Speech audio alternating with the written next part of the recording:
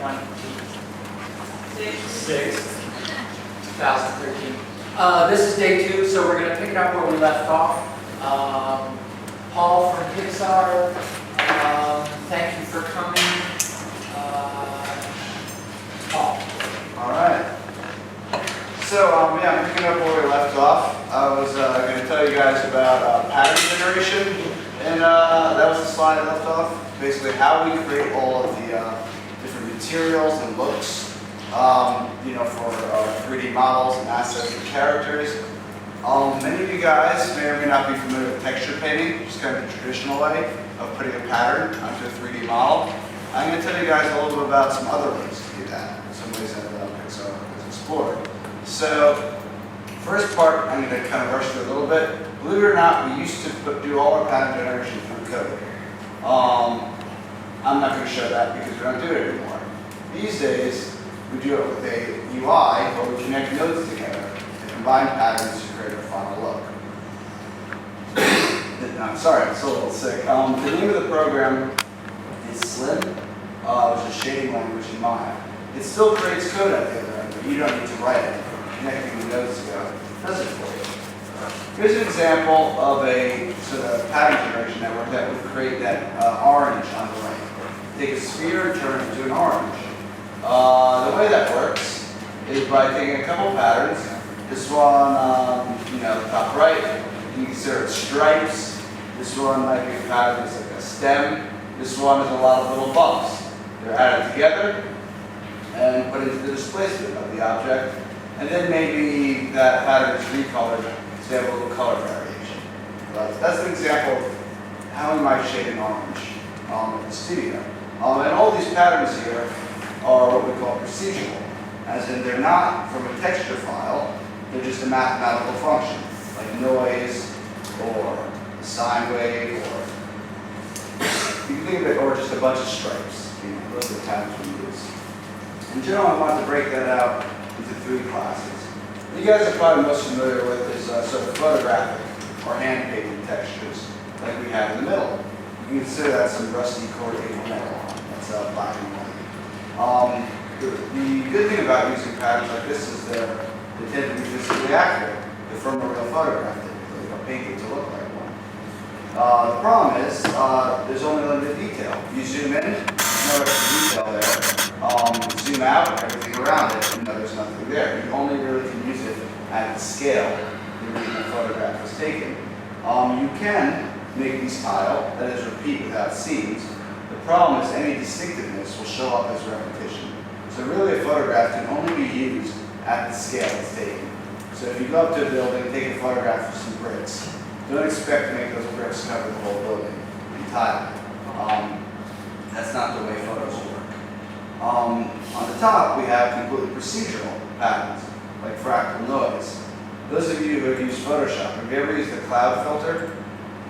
See some nods? It looks like that, right? That's completely procedural. There's no photographic input. It's actually a bunch of noise functions at different scales added together to get what looks like clouds. And there's lots of ways of changing the contrast of this, balancing the layers of noise, you know, to get various looks. But the problem is there's only limited expressiveness. There's only so many looks you can create just from noise. However, the good news is you'll never see the same pattern twice when you use a procedural like this. So it can cover very large areas and large scales, like anything from terrain to the entire planet to up close to a patch of dirt. You can have detail at any scale without seams, which is very unlike photographs. Now in between those two, we do what we call texture generation. And what that is, tends to be, it could be a program that actually generates a large texture that is guaranteed to be tiling and virtually non-periodic. What we see on the bottom there, it looks like a little bit of like, you know, turtle shell pattern or cracks with some larger areas etched out of it, which kind of looks sort of like rusty metal, but you know, not exactly. Clearly it's not in full detail, but if you repeat that over and over, you'll probably never see any repetition. And that's somewhere in between. If you guys are interested in creating patterns like that, there's a plugin for Photoshop called Filter Forge that I think there's a free trial of. I recommend you give it a go, or I can many programs that do texture generation. We actually have some of our own.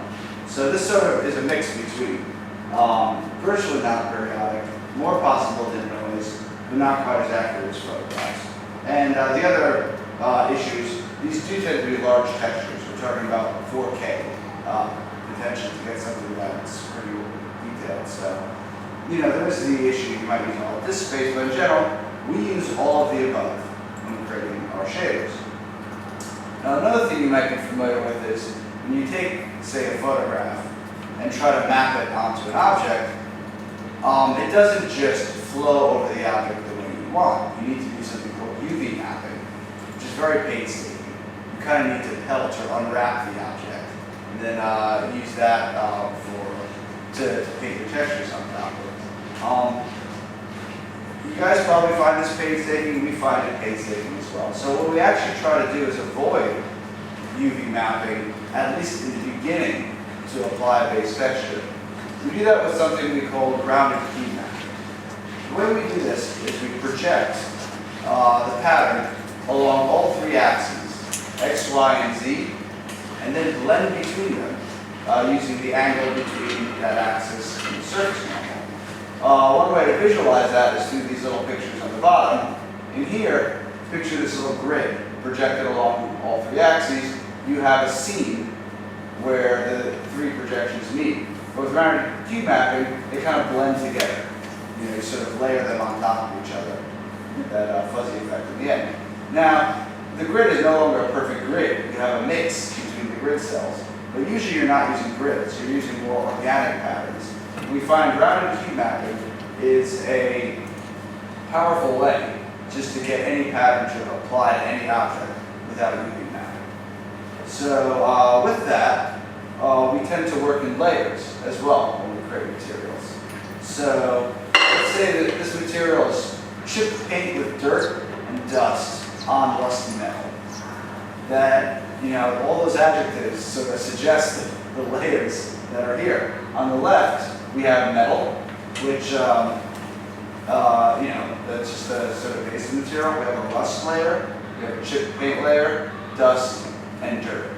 Each of these has its own patterns that we use together. And just to show you, you know, based on what I showed you in the earlier slide, which patterns we ended up using, for metal, that was all procedural. That's pretty much like that cloud filter we had in Photoshop, but kind of done on the fly, where we increase the contrast of each layer of noise before adding them together, which gives you kind of a flaky sort of look to the metal, and had that change the roughness and specularity of the material. Rust, well, that was using that photograph I showed you earlier. We used that, we just colorized it and changed the scale level to, you know, with lower contrast, the repetition wasn't quite as noticeable. Chipped paint, we ended up using, oh, note, that's with the Fractal, you didn't use grounded key mapping, but with the rust, I did. Chipped paint, used that generator texture I showed you in the earlier slide. Also applied with grounded key mapping. Dust, well, again, dust is just that Fractal Noise, but pretty much used as is. That's actually a great pattern for dust, where we just keep it only to appear on the upward facing parts of the surface.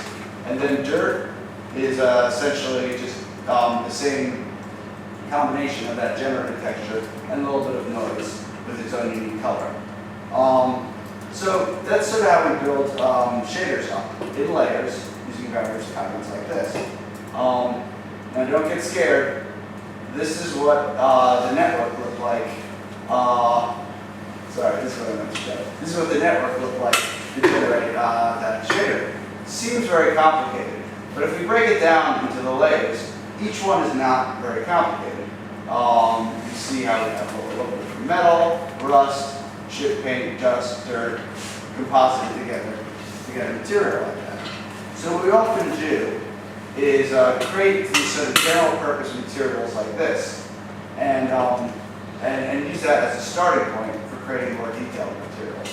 And note on the left, they're all taking in a common input, which kind of shows where the dirt should appear, where the dust should appear, where the dust should be, and so on. So a very simple input should be able to drive what looks like a complicated effect. So here's an example of an actual material we had from the movie WALL-E that we used on many of these sets, as well as robots. We start off again with our metal layer right there. Then we'll layer on the chip paint on top of the metal. Then we'll usually have a kind of oil stain pattern as well. So I didn't call that grease. And finally some scratches. And once we have all that, we can then create some variation by doing things like change paint color. There's another paint color variation. Amount of scratching. That's got a lot of scratching right there. Basically, we're just sort of changing the contrast of the scratch pattern, as well as which texture we use for the scratches. That's more vertical and horizontal. And again, changing the amount of it. And we'll sort of create a library of these sort of materials. However, the real challenge is where should the cracks happen? Where should the grease appear? Essentially, where is the aging in this material? We'd like to get that automatically just based on the shape of the model, rather than having to paint it by hand, at least as a starting point. And if you look at a real photograph of an aged material like this, we can make a couple observations. Take a look where the aging is happening, where the dust is collecting, where the paint is chipping, where there's sort of distress on the model. We can highlight a few places. On that sort of tube on the right, notice how the dust is collecting on the upward facing parts of the object. We typically, and right there. This makes sense because, dust and a lot of aging tends to occur where there's a lot of exposure to the environment. We live in a world where there's gravity, so most, falling dust, rain, sunlight tends to come from above. So it's not a bad idea to start with the parts of the surface that are facing up. And that's very easy to do. You just take the angle between the surface normal and world up. It's often called upward facing, or facing direction. And you can see that teapot in the upper right. You see how it's brighter where the teapot's facing up, black where it's not facing up. Another thing you might notice is where the surfaces meet each other and have concavities. There tends to be a bit of aging effect. You can see that on the lower left, as well as sort of throughout the image. And in order to measure concavities, the technique is typically called occlusion, or ambient occlusion. And what that does essentially is, within a certain distance, you look at the hemisphere visible to the point. The part of the hemisphere that's obscured by other objects is how occluded it is. That tends to measure concavities. So you've probably thought of ambient occlusion as something for lighting in the past, but really it can be used to drive shading as well. Similarly, there's curvature. Convexities, where the object blows out, is also where there tends to be a lot of aging and stress, or even just color change. And you can see it there on the upper left. The curvature is measured and kind of pointing to an area right there.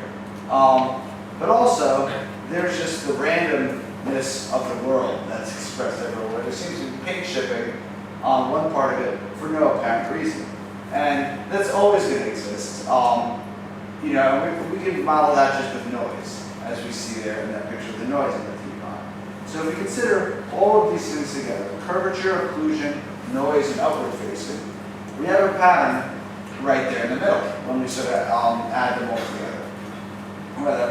And you can see it's a little bit of curvature, a little bit of occlusion, and it generally gives sort of an aging pattern that is influenced by the shape of the geometry. We call that geometry-driven detail. That's often the starting point for how we apply patterns. Now, to take perhaps a very simple example, here's an example of the ambient occlusion on a couple boxes on a plate. And you see how we have darkening where the objects meet each other, essentially the concavities of the object. We can then take that and put it in the shader I showed you guys earlier. You can see how we now have paint chipping where the objects meet each other with some dust and some rust being revealed. And if we take the paint off, we can see just the rust in the metal.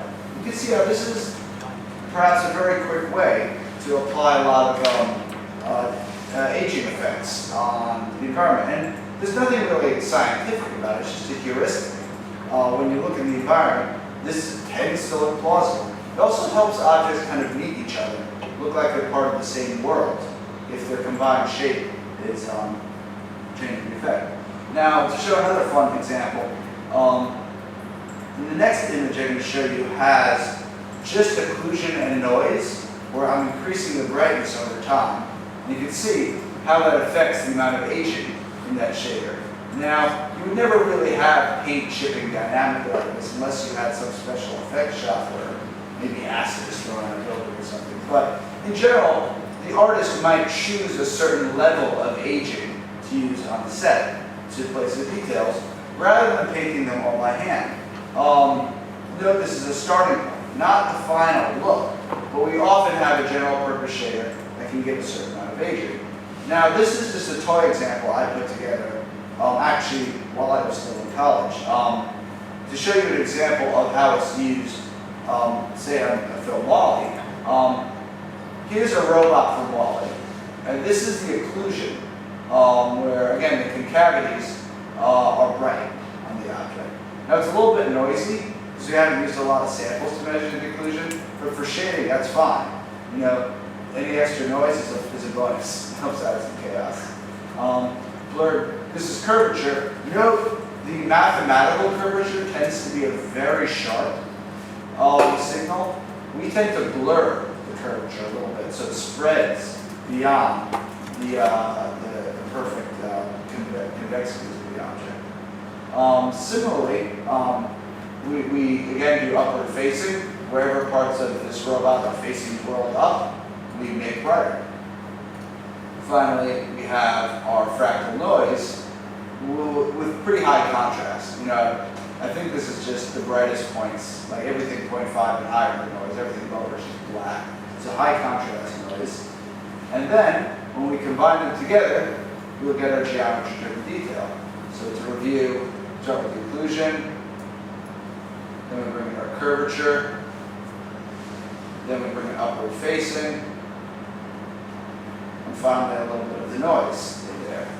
And together, we have that driving this chipped paint shader that is on this robot, slowly rotating. So to show you another example, I'm going to show you an image of another robot that has the maximum amount of aging.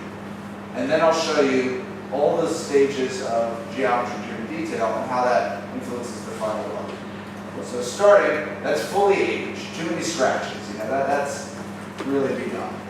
So then again, there's the occlusion, then curvature, probably upward facing there. Oh, and then there's the final thing. I guess I went really quickly, but that's an example of how we shade a lot of these background robots. And again, we had a lot of these different palettes of various settings on our material, but the input of all of these shaders was the same thing, geometry-driven detail. The only thing different was stuff like paint color, type of scratches, type of grease, and so on. And finally, that's sort of a tableau of the various robot models we had. Now, a bunch of you should probably be thinking, hey, I see some details on those robots that don't look like they come from occlusion, curvature, noise, or upward facing, particularly graphic detail, like logos placed on the object. This is an example of some of the art direction we got to place the logos all over. Well, that's true. We can't get everything from geometry-driven detail. That tends to just be our starting point for how we shape the models. What are so beyond that, I'm going to show you some ways to create more hand-placed detail on top of what we get for free just from the shape of the model. First thing, I'm calling per vertex scalar fields, but many of you probably know it as vertex color. In Maya, or Blender, or any program, it's typically a way to associate colors or values with the vertices of objects. In this case, this is the attribute paint tool in Maya, where I'm taking this building and I'm just coloring the top vertices of the building white, leaving the building black. Then I'm using the signal to pass to the shader to do the chip paints on the right, and that's now revealing brick where I painted white. That's sort of a way of painting the aging of the object. And the cool thing about this is you don't need to be a very good painter to get this job done. You know, you're using a little soft paintbrush to color vertices. So it's very easy to do. The problem is it's very much based on how your object is modeled. If you don't have vertices in an area where we want detail, you're out of luck. So this tends to just be the first thing we try. We want to add some soft detail. But if it's got to be highly detailed, that is finer than the vertices in the mesh, we need a different technique. Another technique we often use we call projections, where we take some coordinate systems, or in my place 3D nodes, we place them in the scene and we use those to project textures onto the object. In this case, we're projecting graffiti onto a building that has that same chip paint shader I showed you guys earlier. And this, you know, is often used, again, to add a little more detail that has to be placed more specifically. However, if you really wanted to paint the entire building, creating lots of little projections might be a pain. So, taking that a step further, we can create large projections facing every side of the object. And we had a system for this called Picasso, where we would set up a projection automatically on each part of the object, and actually disassemble the robot so you can paint on the inside as well as just the outside and do the projections. And then in Photoshop, we would paint over the render from this projection. Now this is a very powerful system, but also required quite a few paintings, and wasn't necessarily the most intuitive interface. So it also had a little bit of a problem with render time. All those projections were done on render time, so we ended up using perhaps more textures than we needed. So instead, we moved to a system called tumble painting, which is available in a lot of programs. We're using one called Mari by the Foundry. The tumble paint is also available in programs like ZBrush or Mudbox. And even Maya has a 3D paint tool. This is fairly intuitive because you can tumble around the object, zoom in, and paint details. The only requirement, though, is that your geometry has UV maps set up that it has unique UVs for each object. So you have to go through that process of UV mapping. But as long as you're willing to do that, you can get some very cool looks.